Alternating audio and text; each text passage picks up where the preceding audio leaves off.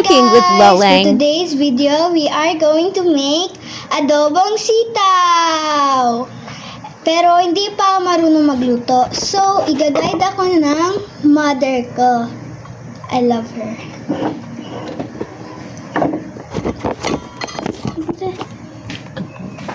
Sita. Guys, luto tayo! First, painitin mo yung Mantika. opo. Pag mainit na yan, pag kumulubok na yung mantika, gigisahin mo tong bawang. Bawang. Pag nag-brown na yung bawang, ilalagay mo yung sibuyas. Pag medyo nag-brown na yung sibuyas, ilalagay na natin yung kamatis. So, this is the ingredients, guys.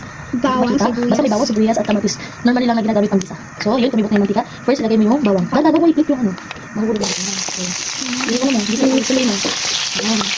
Mainit. Yun lang. Mag-iusap mo yung ano, kamatis. Isuloy mo, tapos. Okay, tapos, ilagay na natin yung Papasok natin. yan, sige yun. Yan. Isuloy mo din. Don't be scared. It's hot kasi. Don't go my heart because it's okay. And then, because baka natin. Don't put it all because may water okay na kumakalipit. Yan ang mga. Ganyan, go. Yan, isuloy na ulit. Don't be afraid. Go. Here. May ano lang yun, here. Tatalapit talaga. So, okay. Here. Tapos, after we add the kamatis, kung medyo maluto na yung kamatis, lalagay na natin yung sahog na chicken. Sahog na chicken. So, hindi pa magagawa. Sige, isuloy mo lang. Yan, kaya natin lalagay yung chicken. Sige, tagalog lang ako para. So, hindi siya magano spices. Lalagay ang water. Ang water, lalagay ang chicken. Ilagyan na po namin ng chicken. Minix po natin para maluto po. Tapos, maglalagay tayo ng konti ng santo. Mix lang. Hanggang na maluto. Then, takpan muna natin guys para maluto ang chicken. Ayan, so we have to be patient. So ngayon guys, ilalagay na po natin yung oyster sauce. Lagyan natin. Ubusan natin siya. Kasi sa mga. Kapag mo siya. Ano na. Tapos, i-shake mo na yung. Ano? Yan.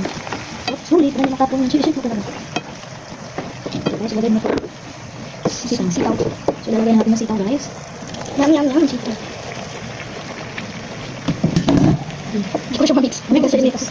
Cover muna natin guys para maluto yung sitaw. Tapos, after 5 minutes, balikan mo para mag-sotoy na. Sotayin ako. Ito na, malapit na maluto yung niluto natin na adobong sitaw. Nahaluin ko muna ito. Yan. Wow. Huwakan natin dito para hindi siya punta sa gilid. So, yan. Wow. Sarap. Luto na ito.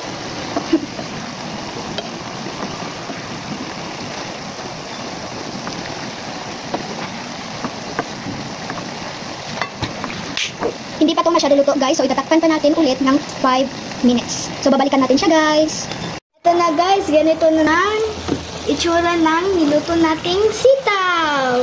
So, luto na to. See? Kain po tayo. Bye! I love you all!